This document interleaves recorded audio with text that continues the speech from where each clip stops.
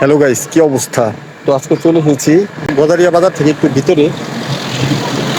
এই জায়গাটার নাম হচ্ছে সম্ভবত সাইনবোর্ড এলাকা।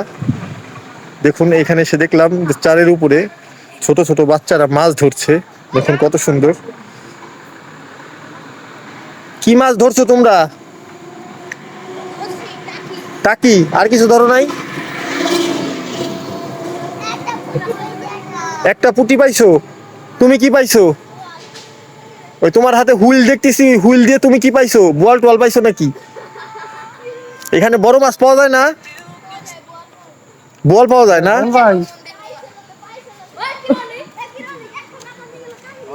দেখুন, বাচ্চারা খুব আনন্দ করছে, আনন্দের সহিত ওরা মাছ ধরছে।